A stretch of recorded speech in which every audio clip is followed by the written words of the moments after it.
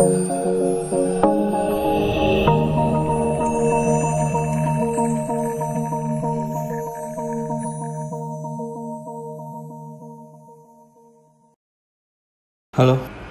selamat pagi, salam budi luhur. Terima kasih sudah menyaksikan video pembelajaran jaringan komputer pada kesempatan kali ini. Di pertemuan pertama ini, materi yang akan kita bahas mengenai materi pengantar. Dan juga sebelum masuk ke materi, saya akan membahas mengenai teknis perkuliahan kita selama 1 semester ke depan. Nah, sama seperti mata kuliah yang lain dengan dosen yang lain, ketentuan penilaian untuk UAS bobotnya sebesar 40%, UTS 30%, tugas 20%, dan absensi itu 10%. Di mana tugasnya nanti akan dalam bentuk soft copy, bisa melalui Google Classroom ataupun dikirim ke alamat email. Nah, untuk alamat emailnya sendiri saya sudah cantumkan. Lalu kita akan membuat grup WA, fungsinya adalah untuk berkomunikasi. Jadi jika kalian selama perkuliahan ada pertanyaan mengenai materi, bisa ditanyakan melalui grup, atau misalnya terkait dengan masalah kehadiran atau bertanya mengenai tugas, ada yang kurang paham, bisa ditanyakan melalui grup WA. Jadi nanti akan saya buatkan grup, lalu akan saya invite. Jadi silahkan bergabung ke grup WA tersebut. Kemudian untuk absensinya kita akan melalui Classroom. Lalu pengumpulan tugas tadi juga sudah dijelaskan, bisa melalui Classroom, melalui menu tugas, atau juga bagi yang belum atau berhalangan untuk upload ke Classroom bisa melalui email. Nanti tinggal di WA saja ke saya atau melalui grup. Lalu untuk masalah verifikasi nilai, itu bisa dikomunikasikan juga melalui grup atau nanti melalui form yang sudah disediakan. Nah, untuk jaringan komputer sendiri saya mengadopsi dari kurikulum CCNA. Di kurikulum CCNA itu sendiri untuk 2021 ini apa saja yang akan kita pelajari? Yang pertama, dampak dari jaringan di kehidupan kita sehari-hari. Kemudian kalian juga akan mempelajari apa saja network komponen atau komponen dalam jaringan yang dibutuhkan, misalnya untuk membuat LAN, atau misalnya ingin terhubung ke WAN, menghubungkan dua jaringan misalnya, seperti itu. Kemudian selain itu kalian juga nanti akan mempelajari representasi dari network dan topologinya, bagaimana menggunakan perangkat membentuk sebuah pola, seperti itu. Jadi sebelum bisa kita implementasi, kita harus merancang dulu. Kita harus menentukan pola dari jaringan yang akan dibangun ini seperti apa. Kemudian tipe yang umum dari jaringan, karakteristik dari jaringan itu sendiri. Lalu perbedaan mengenai jaringan lokal dan jaringan internet seperti apa. Jadi menjelaskan bagaimana local area network dan wide area network ini saling terhubung sehingga bisa membentuk yang namanya internet. Kemudian reliable network menjelaskan 4 basic requirement, 4 dasar, kebutuhan dasar dari reliable network. Kemudian network trend. Jadi apa saja sih tren di 2021 ini? Seperti BOD, online collaboration, video and cloud computing. Kemudian network security, ini akan dibahas sedikit bagaimana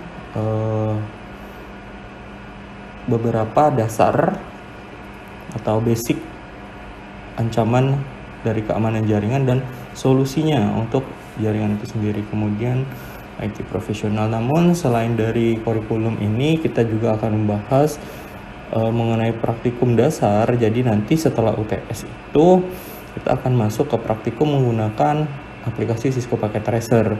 Nah, fungsinya adalah memberikan kalian kemampuan untuk mengimplementasikan teori tadi yang sudah kita pelajari dari pertemuan pertama ini sampai dengan sebelum UTS, ya, seperti itu.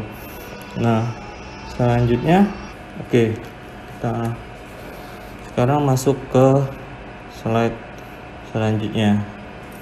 Nah, kalau misalnya kita lihat saat ini di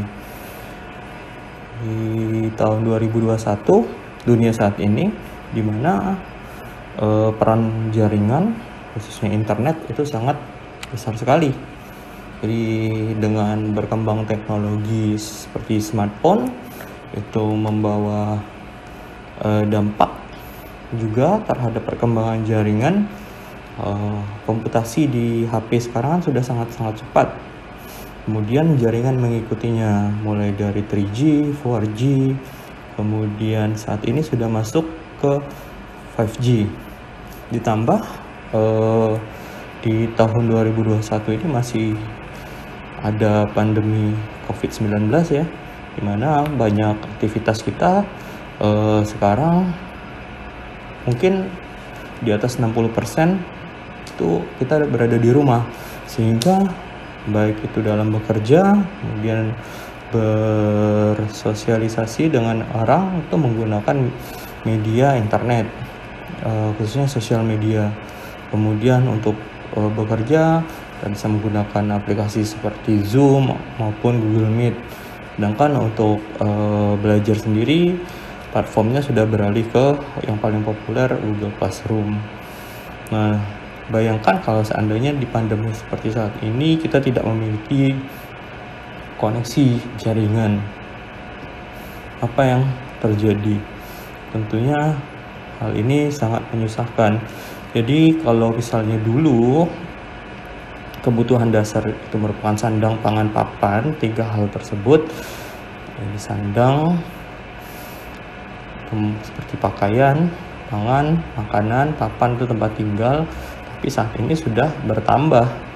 Tidak hanya kebutuhan 3 itu, satu lagi yaitu internet.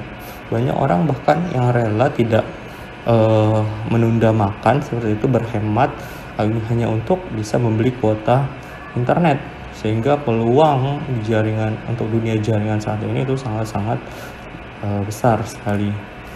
Kalau misalnya kita lihat di sini bagaimana data itu dikirim untuk bisa menyampaikan, jadi ada 3 hal yang penting di dunia jaringan. Ada penerima, ada pesan, jadi ada penerima pengirim, ada informasi atau pesan, kemudian ada medianya. Nah, prosesnya dari pengirim ke penerima itu seperti ini. Misalnya ada sebuah teks atau source, sumber, dia dalam bentuk digital 0101 biner, kemudian ditransmisikan. Jadi data tadi yang bentuknya biner itu akan dikonvert menjadi bentuk sinyal analog, ditransmisikan wireless misalnya ke BTS kalau dari handphone, pemancar melalui gelombang radio merambat melalui udara, kemudian masuk ke transmission system, lalu diterima oleh stasiun penerima, kemudian diteruskan ke tujuan. Nah, sinyal analog tadi itu dirubah menjadi bentuk digital lagi oleh perangkat penerima, misalnya smartphone kalian, lalu muncullah teks itu. Nah, lalu apa manfaat dari komunikasi data? Tentunya informasi yang kalian terima itu akan lebih cepat. Kalau dulu mengirim surat butuh waktu berhari-hari, saat ini dengan adanya elektronik mail atau surat elektronik, ya hanya hitungan detik sudah bisa diterima, tanda tangan bisa elektronik. Semuanya sekarang serba elektronik. Nah, akan tetapi dari peluang-peluang tersebut ya tentunya ada celah-celah yang bisa dimanfaatkan. Nah, etika dalam penggunaan jaringan komputer itu sendiri sangat-sangat penting. Perlunya menjaga yang namanya privacy.